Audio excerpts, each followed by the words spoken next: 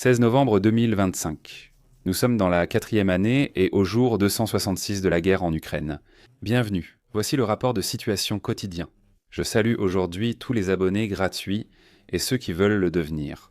Commençons et découvrons les résultats d'aujourd'hui. Raffinerie. Les raffineries ont aussi déjà touché tout d'abord Petat auparavant à Volgograd et Novokrouj-Vichevsk ont de nouveau été attaqués et touchés par les Ukrainiens la nuit dernière. D'après les témoignages locaux, une partie déjà endommagée de l'installation a été touchée, alors qu'elle était justement en cours de réparation suite à la dernière attaque. Et cela concerne les deux raffineries. Les Ukrainiens semblent donc vouloir empêcher à tout prix que l'installation soit remise en service dans un avenir proche. Les Ukrainiens utilisent principalement des drones AN-196 pour cette attaque. Vous connaissez déjà ce drone grâce à diverses vidéos que j'ai déjà montrées. Avec une portée d'environ 2000 km et une ogive de 75 kg, c'est en quelque sorte l'équivalent ukrainien d'un drone Shahed, sauf que le Shahed est utilisé dans des attaques de masse beaucoup plus importantes et, à ma connaissance, peut également voler un peu plus haut. En défendant contre les drones, les Russes ont encore frappé un immeuble résidentiel avec leur anti-aérienne. Nous y sommes maintenant aussi habitués qu'aux attaques quotidiennes contre les raffineries. Ah oui, au fait, récemment, les Ukrainiens ont frappé le port pétrolier de Tuapse et peu après celui de Novorossiysk. Celui-ci n'a été rendu à nouveau accessible aux navires qu'après 2 jours sans exportation à un terminal.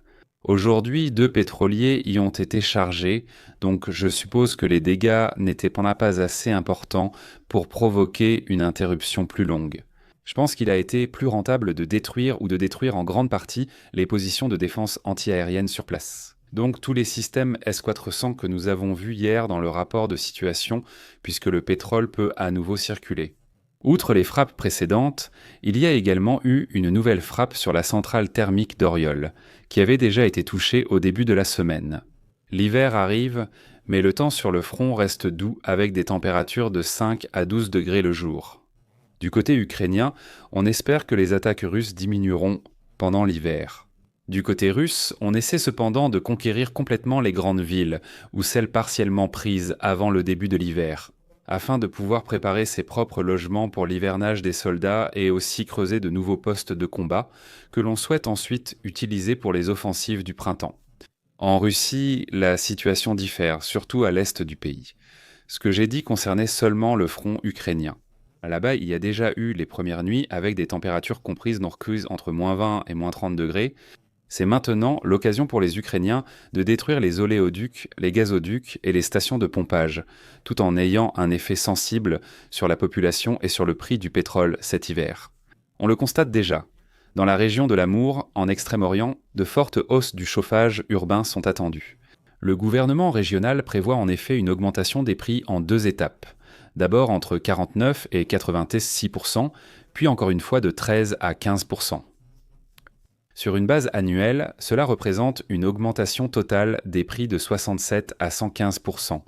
Cela frappe durement les ménages et établissements communaux, surtout dans les régions pauvres de l'Est russe. Là-bas, c'est vraiment comme une gifle en plein visage. Et cela reflète les problèmes de coûts décroissants dans le secteur des services publics russes qui ne diminuent pas à cause des prix de l'énergie, des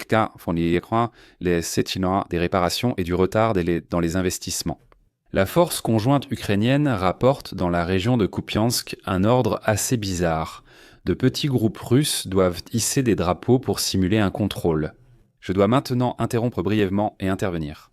Ce n'est rien de nouveau, nous avons déjà vu cela très souvent. En fait, nous voyons cela depuis la tête de pont à Krinky. C'est là que j'ai vu la première vidéo montrant 2 soldats russes arrivant sur une place de marché, plantant un drapeau, puis l'un d'eux le tenant en main.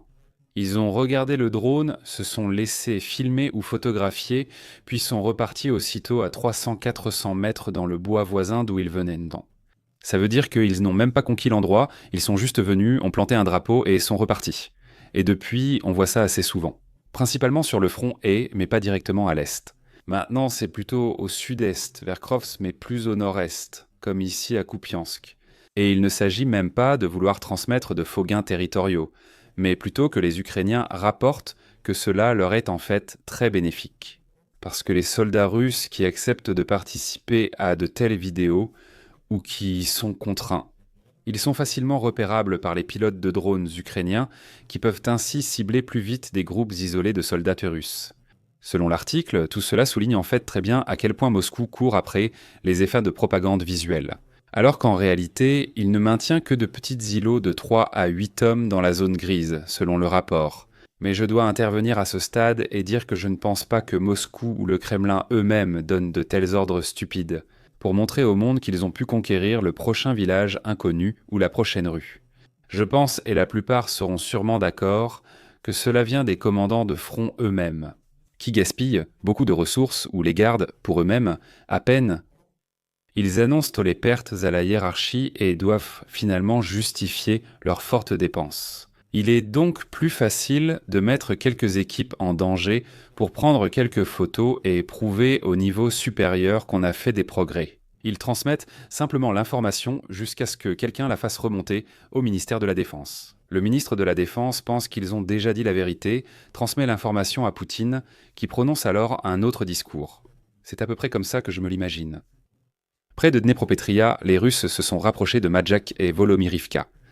Ici, ils conquièrent déjà la partie sud des deux localités. Un peu plus au sud, près de Pokrovsk, c'est ici. À cet endroit, il n'y a pas eu beaucoup de changements dans la ville, à peine un changement au cours des 3 derniers jours. C'est effectivement devenu un peu plus calme, mais plus calme signifie en fait seulement calme sur la carte de situation. Car en réalité, les combats continuent ici de plus en plus. J'ai trouvé une assez bonne vidéo d'un soldat ukrainien qui s'est retranché sous un wagon. Je suppose que c'est quelque part ici, dans cette zone, où la voie est encore partiellement ou totalement tenue par les Ukrainiens. Je vous propose qu'on regarde simplement cela et que vous vous laissiez simplement imprégner par ce que vous voyez.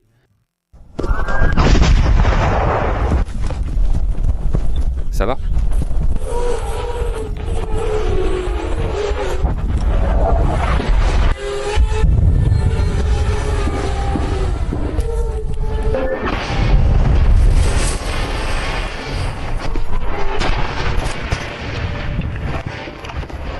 Ça va.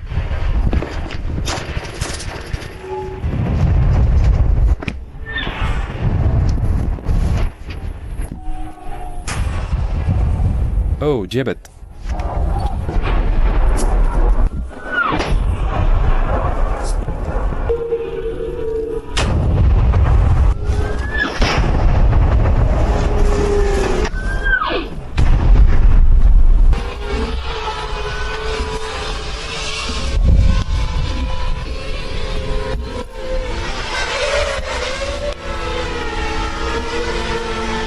Maintenant, nous ne l'avons pas. Donc tout se passe correctement. On n'ose même pas imaginer à quel point le niveau de stress peut être élevé dans la ville. Comme je l'ai dit, aucun progrès n'est visible en ville, mais près de Mirnorad, à l'est, on note un changement. La zone entièrement marquée en jaune, celle-ci, n'est pas conquise par les Russes, mais ici, les combats entre les forces russes et ukrainiennes font rage. À l'emplacement de l'épingle bleue, à cet endroit. Ici, un drapeau russe flotte sur une ancienne tour de puits. Les Ukrainiens l'ont rapidement détruit avec un drone. Dans la zone rouge, là-haut, il y a eu pas mal de frappes d'artillerie russe, ce qui signifie qu'il y avait encore des soldats ukrainiens ici, juste avant l'arrivée de l'artillerie, ou peut-être qu'ils y ont survécu. Cependant, l'augmentation des frappes d'artillerie explique probablement l'absence de soldats russes ici. À l'épingle verte, les Ukrainiens ont attaqué les soldats russes avec des drones, ce qui nous permet de savoir qu'ils ont pu progresser au moins jusqu'à ce point-ci. Ils sont donc sûrement dans cette zone en haut, mais moins ailleurs. Quelque part sur le front de Donetsk, l'unité K2 ukrainienne de la 20e. Régiment des systèmes sans pilote a suivi 3 soldats russes avec un drone terrestre. L'opérateur était guidé par un drone aérien qui gardait les 3 soldats russes en vue. On a commencé la poursuite et on les a suivis jusqu'à ce qu'ils se tiennent sous le pont. Ensuite, le drone s'est fait exploser, emportant ainsi les 3 soldats avec lui. Je me demande vraiment si on ne pouvait vraiment pas entendre le drone.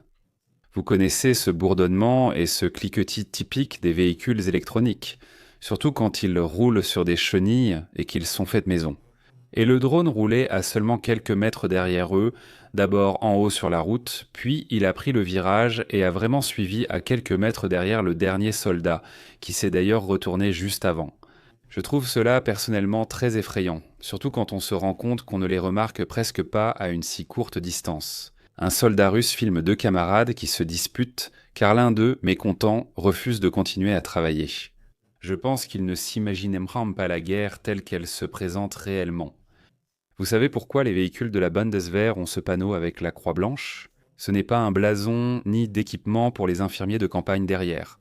Vous découvrirez ce que c'est et son utilité dans ma nouvelle vidéo, dont le lien figure comme d'habitude à la fin du rapport de situation dans le générique de fin.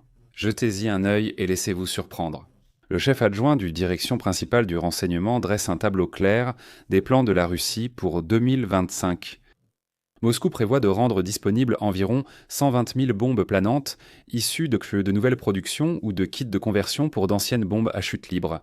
S'y ajoutent environ 500 variantes à longue portée, atteignant jusqu'à 200 km son arme. Une bombe planante de 400 km de portée actuellement en développement sera bientôt déployée.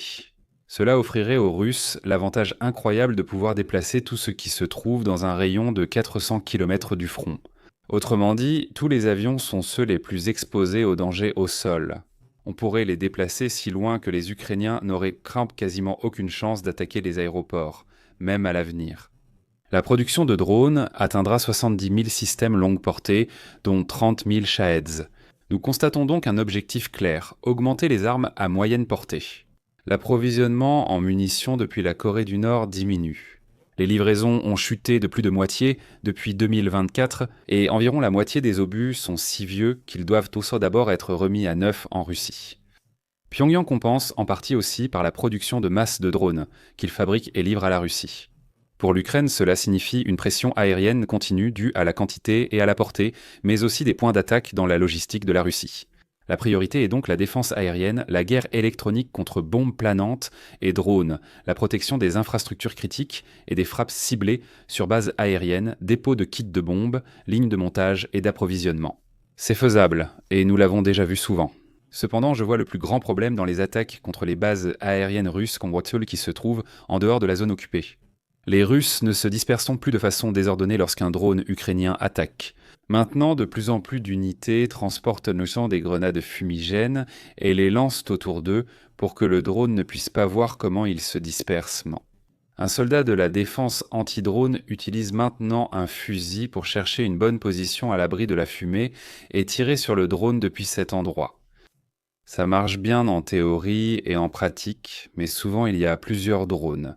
Et si on est attaqué 2 ou 3 fois, on finit aussi par avoir déjà utilisé toutes ces grenades. Un remerciement en particulier va, comme toujours, aux membres de la chaîne Olger Crew et surtout au lieutenant-colonel Renek. Et sur ce, je vous remercie de m'avoir écouté. Abonnez-vous, likez, commentez et à la prochaine mise à jour.